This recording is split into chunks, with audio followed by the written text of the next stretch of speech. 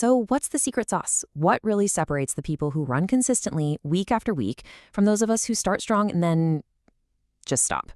It's a journey that's about so much more than just putting one foot in front of the other.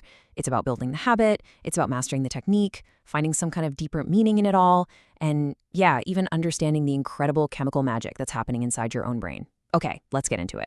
We're going to kick things off with this thought from the novelist Haruki Murakami. I mean, he just nails it, doesn't he? Running isn't always about the noise and the music and the competition. Sometimes it's about finding that quiet place, that void. We're definitely going to explore that idea, but we're also going to dig into the hard science that actually explains that feeling. All right, so here's the game plan. First, we're going to look at how you actually build the habit in the first place. Then we'll get into some smart techniques to keep you running safe. After that, we'll explore the why behind it all, and we'll wrap up by breaking down the amazing science behind the famous runner's high. Okay, part 1, the power of atomic habits.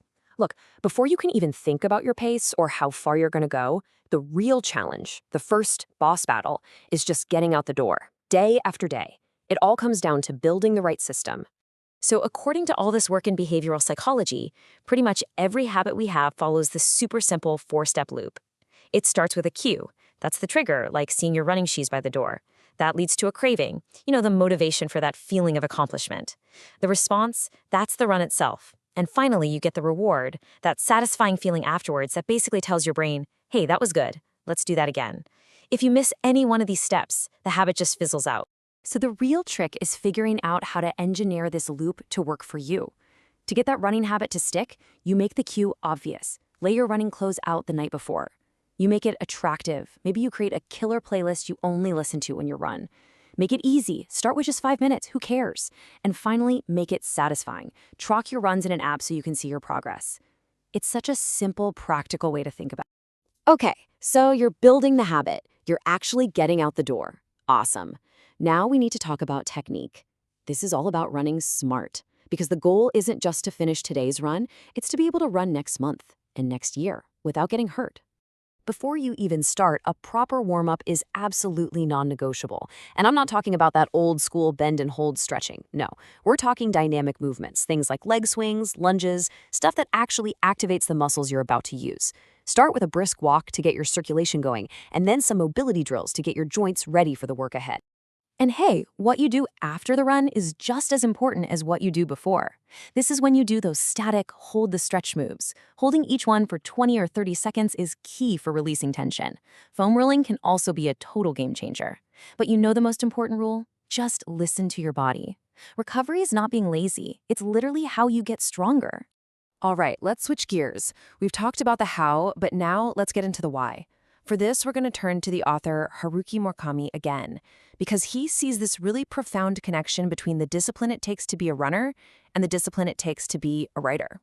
So in his memoir, he's not just talking about getting fit or setting personal bests, not at all. He's really reflecting on how the daily grind of running shaped him, both as a person and as a creative.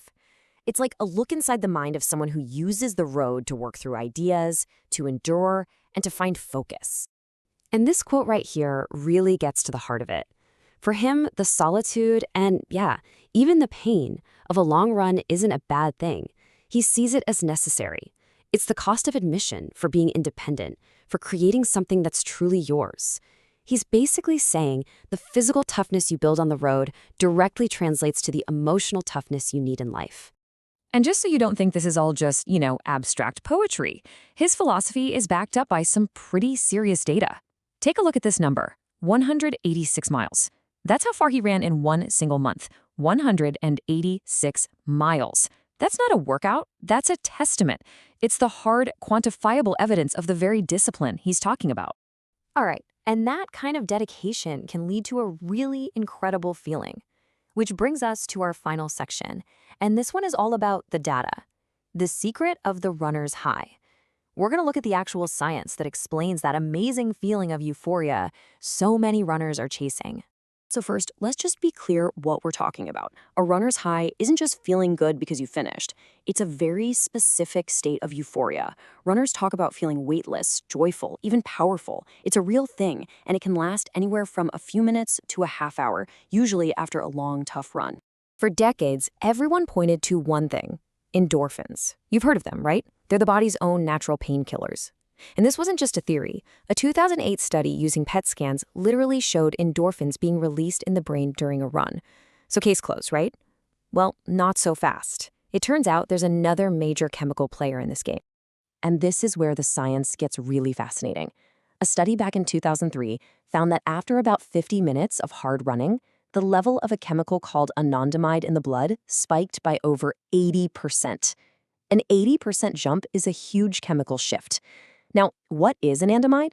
It's an endocannabinoid. That means it's basically your body's own natural version of THC. Yep, you heard me right. Now, if you need more proof, check out this chart. It visualizes data from a 2010 study with mice. The first bar, that's our baseline. Normal mice running as much as they want. Now look at that second bar. Those are mice that were genetically engineered so they didn't have the receptors for these cannabinoids. And what happened? Their voluntary running plummeted by 30 to 40%. This is a massive data point. It tells us that this system isn't just about the high you get at the end. It seems to be directly linked to the core motivation and reward that makes us want to run in the first place. So, we've covered the psychology of habit, the physics of technique, the philosophy of meaning, and the hard chemistry of the reward. It's a journey that happens on so many different levels. Which really just brings us back to one final question.